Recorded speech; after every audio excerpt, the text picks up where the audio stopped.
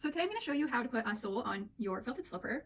I have designed this sole so that I can sell my slippers, so the sole is actually high quality, and a lot of the tools that I'm using I bought specifically for this, and so you might not have the tools at home to do this project, but you can use alternative methods to complete your slippers.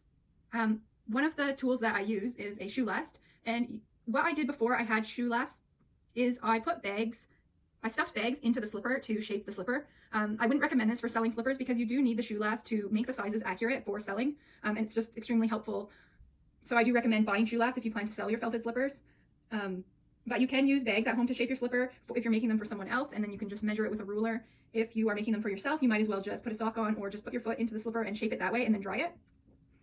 Another thing that I use that I buy online is some very thick nylon thread. It took me a long time to figure out what kind of thread would last the longest for sewing the sole onto the slipper, and I tried many different threads, and in the end I learned that nylon thread is the best and it will last a very long time. I'm going to be using a nylon braided thread, and so I recommend you use that if you don't want to re-sole your slippers for a very long time. So something else I did with my slippers is that for the sole material is that I bought some rubber yoga mats, and I thought this would be a great idea, and I just loved the rubbery grip and it was all natural, so I decided to use rubber yoga mats for my slippers. And little did I know that this would create the friction against the rubber mat eventually would create holes quite quickly in the sole, and so this was just not a great idea either, so I don't recommend going that way. In the end, I tried various materials and bought some moccasins, and they had this rubber on the bottom, and I love this rubber, and so I ended up wanting to only use crepe rubber in my products, and so I decided to go with a tree rubber. And because the yoga mats are porous, they do create holes, and they're just not meant for slippers. And the crepe rubber is not porous, it's quite dense, and so it's going to take a long time for holes to form in the crepe, and it's super grippy. It's just very nice rubber, and so that's what I like to use. And I'm going to I couldn't find any crepe rubber that was thin enough to ship to New Zealand, but I did find a 3 or 4 millimeter crepe tree rubber, and I bought it I think it came from Lithuania, and it was a great price, and it's just the time that you have to wait for it to arrive, so I'm going to have to think ahead a little bit. But I have ordered this rubber from this lady on Etsy, and I'm very happy with this product, so I'm going to be using that rubber for my outdoor slippers and shoes. And I've gone to my local shoe repair shop to order some rubber material through him, and so now I have a Merrill rubber for the slippers, and this is for selling slippers. I'm not really selling slippers anymore. I will sell one-offs now and then when I make them for fun, but I'm not really selling them, it's just labor intensive.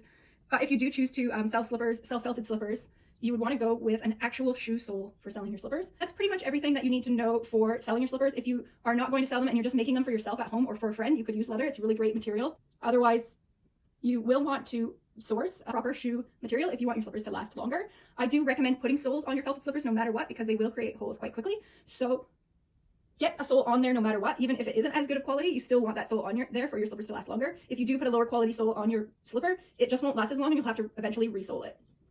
Okay, so I'm going to show you how I put the shoe soles on my slippers, and this method and materials is for selling a slipper, but there are alternative things you can do and tweak for just doing everything I'm going to show you at home for your own slipper. So let's go do it.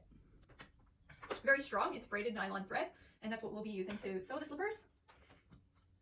I also have the crepe rubber, and it has this nice grippy texture. This is the Vibram material that I ordered from my local shoe shop. So the next thing that I have is the shoe lasts. So I use my shoe last to cut out of the material the sole, and so I've used the shoe last to make my shapes. I haven't used all the shoe lasts. I actually only used one shoe last, and then I took the measurements from the Zappos website to create my other shoe lasts, and I basically just added a length to it, and then just drew that and cut out all my shapes. And so I actually have tons of different sizes and some widths for custom orders. And so yeah, I have a bunch. You might only need to do one. If you don't have a shoe last to cut your shoe shape, you might be able to find a template online. Otherwise, you could use a shoe. You could also just eyeball it. Those for now, but they are super helpful to have throughout the entire process. They're very effective. I recommend getting shoe lasts if you continue to make felted slippers. So you'll need some scissors. You will want to have a razor, but you don't need it. I have some wax, and you don't need this, but I use the wax to wax my thread, and that just helps when I'm sewing the slipper. It won't slide around the holes that I'm making. It will just stay in put and be nice and snug. So I find that helpful. I'll put the link in the description to this tool, but actually at the moment I don't know what it's called. I bought it from the leather store, and it basically just makes holes in leather, and so I will use it with my rubber mat. You probably don't need this if you're not selling slippers either, but if you are, it's super handy to have to make the hole in your sole. And so I will just use that to make the holes in my shoe sole before I sew it onto the slippers. And so this is a meat tenderizer, but you could probably use a hammer or pretty much anything else. And so that's really handy for that. And just a marker for drawing around your template to cut out your shoe sole. And I recommend using a washable marker, because if you draw a nice dark line around the sole and you have a pastel colored slipper and somebody decides to wash their slipper later, that color or that black ink, if it's a permanent marker, it's definitely going to come off into the slipper, into the felt, and it's not going to come off. I've had it happen, I've tried it, and so I just recommend using a washable material, especially if you have a yellow slipper or a light colored pastel slipper. Very important. Yeah, make sure it's washable. Super handy as well to have a washable slipper. Something else you will need is you will need to adhere the sole to this bottom of the slipper before you sew it on. It's helpful in just keeping that sole in place, and even if you didn't end up using it, I find the slipper still sort of moves around even with it sewed on and just creates friction on the thread. And so it's important to adhere it with something more permanent. I did try to use some carpet tape once because I didn't want to deal with glue at the time, and so that works as a temporary solution, but I wouldn't say it's the best option permanently, because it just doesn't stick to the rubber. It sticks to the felt extremely well, but it really just doesn't stick to the rubber, so it's going to eventually just come off and move around. Even as sticky as carpet tape is, it's amazing material, but I do recommend getting a more permanent glue. And so the glue that I am using is this Kiwi Grip spray glue. It's a little bit less toxic than other glues. You can use like a paint-on glue, but that was just messy for me, and so usually what I'll do is I'll just take my slippers outside and the shoe sole, and I will give them both a very quick spray, and then I'll bring them back in. And I hate this part of the process. If there's a better solution to gluing rubber onto felt, then please let me know in the comments, because I just haven't found a really great glue that would be fun and easy to use. Yeah, I'm sure there's something better. Maybe you could just use like a craft glue from the craft store. I know there are some really good glues that you could just squeeze on there, and so I might go back to that, something to think about, I guess. This glue is awesome though. It's multifunctional. It works pretty much for everything. So super handy stuff, many uses. So use that as well. And then the last thing you're going to need is your slippers. All right, so let's get started putting the sole on our slipper.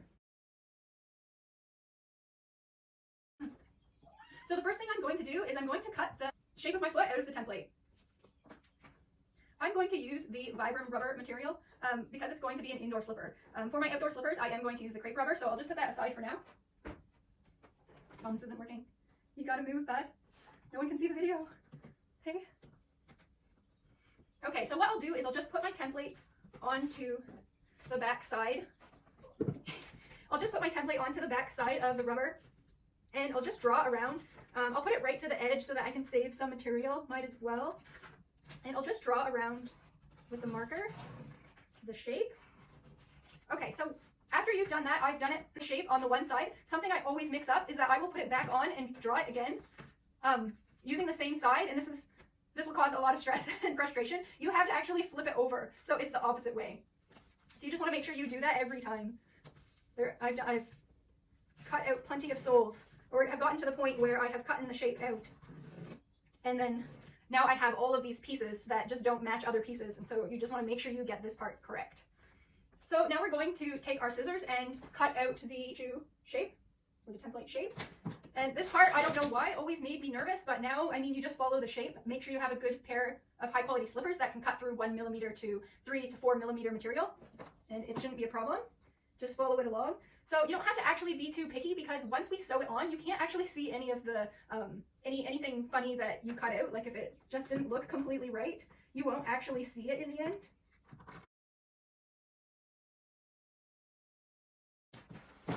So once you cut it out, you can double check just to make sure that it is the opposite way on the other one, so that when I flip this, it's going to match properly. I know it sounds silly, and maybe it's only something I would do, but it happens, and you just want to double check so that you don't have to do it again and waste your material.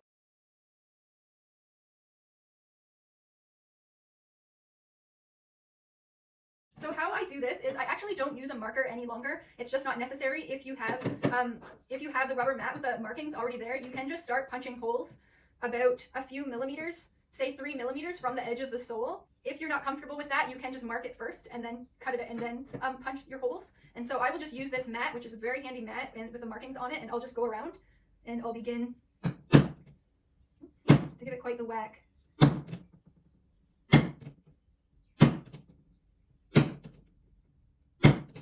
It's going to be better when you're punching your holes to be further in than too close to the edge. Once we sew that sole, you don't want the thread to burrow a hole and have it break. And so if you're not sure where to punch your hole, always just punch it more in, even if it seems a little bit wide. Also, when I get to the heel area, I put the holes just a little bit closer, turning corners with sewing the nylon thread. They seem to kind of jump and be a little bit further apart, and so I like to just do my corners just a little bit closer. Another reason is also because there's more wear and tear there, so just having it a little bit closer with a little more thread around that area is quite nice, and it does look a little bit nicer, I find, as well.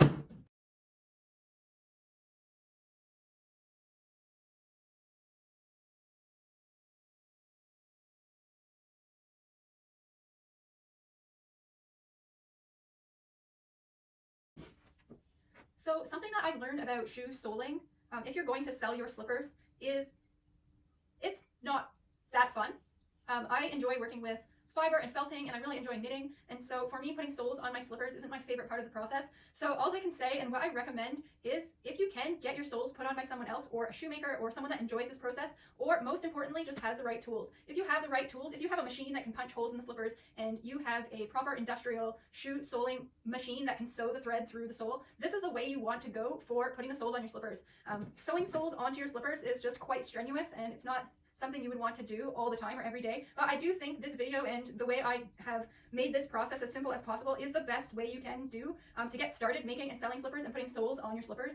There probably are easier materials to sew through, but again, yeah, there will be links in the description because I do have some cool alternatives that you can do to make it easier. But to put a true shoe sole on the slipper does require some strength and vigor, and so something that I've learned is that if I could, I would just have somebody else do it. I really struggled with this. I did go to a few companies to see what I could find, but I didn't find anything that seemed like it was a reasonable price that would do as good of a job as I was doing, and so I have just succumbed to putting the soles on the slippers myself. If you're just making this, if you're making the slippers for yourself or at home, I would recommend, if you're just doing a one-off pair, you could also just go to your shoemaker and have them put the sole on for you. Simple as that. You're probably watching this video because you're more of a hands-on person and you just want to do it yourself, and you can save $30 to $40 to do it yourself, and doing it yourself, there's nothing wrong with that, especially if it's a little bit of difficulty for about an hour or so. It's not really a big deal, and that's hopefully while you're here and you're watching this video so you can learn how to put the soles on your slippers. So basically, just to summarize, if you're selling a lot of slippers, I recommend getting them manufactured. If you're just starting out selling your slippers and you need to figure out how to put a sole on your slipper, I do think this is a great way to do it. If you're making them at home for yourself, it's really not that difficult to take an hour just to put the soles on your slippers yourself. And if you're just not this type of person and you're watching this video and it's just not for you, you can just drive down to your local shoemaker and just for $30 to $40 in New Zealand, you can just get them to put a sole on for you. Okay, so let's continue on this video. If you haven't left by now, thanks for watching and thanks for staying, and let's finish the rest of our slipper. So next I recommend giving your slippers a light shave with a razor. You can buy other razors, you can buy electric razors, you can buy these hand ones specifically for felt, for fiber that pills, and fabrics and sweaters that pill. You can get these little things. I haven't tried it, but they look really good. They look really cool, and I've wanted one, and so I just haven't bothered getting it. Because the razor works perfectly fine and it's at home and all ready to go, so you can just give your slippers a shave.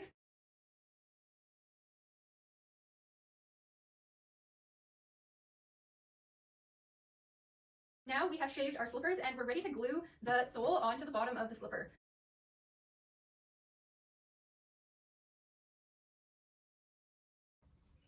So with the spray glue or any adhesive type of glue, you will want to wait a few minutes until the glue is sticky to touch on both sides of the materials. Glue it together and that will form a strong bond. If you're just using a craft glue, a really nice and good quality craft glue, and put the sole right onto the slipper. So when you're putting the sole onto the slipper, what can happen is you may end up putting it too far to one side or the other, and then it's not necessarily straight. And you can't really tell until the slipper is fully sewn that it's straight. And so one of the things that I do to make sure it's straight, I just put the shoe last in the shoe, and I just make sure that it is straight on both sides, and then I place onto the sole material. If you don't have a shoe last, it might be a good idea to just put your foot into the slipper while putting the sole on. Otherwise, you can eyeball it. You can use a ruler and measure the sides to make sure they're even, or yeah, otherwise just eyeball it. If they're for yourself, maybe it doesn't matter that much.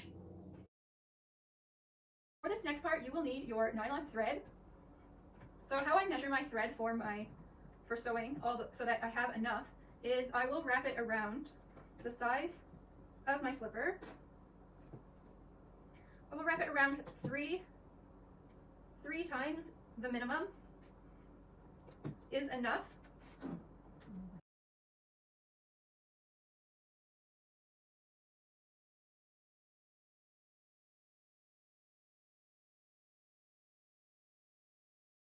matter which one you buy.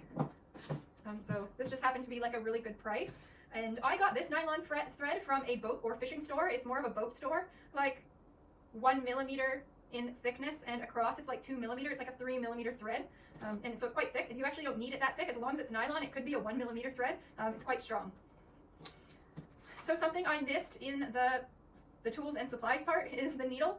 And I also have this rubber. It's very difficult to pull the thread I'm using through this, or it might even be difficult for any thread to go through such thick felt. These slippers are so thick, and it's going to be difficult to get it all the way through. And so I will need a rubber. I will insert my needle into the slipper and through, but then I'm going to need to pull it out with this rubber. And so you'll just want to find something grippy if you have a piece of rubber, or just something flexible, or maybe you can use a piece of your sole material, but you may need something to just pull it through. Maybe a pair of pliers will work. You can do it by hand, but it is tough to do. So having a little piece of rubber on hand is super handy. So I'm just going to thread the nylon thread, and I will just start sewing the slipper. I'll just stop the video so we can get a close up on that one.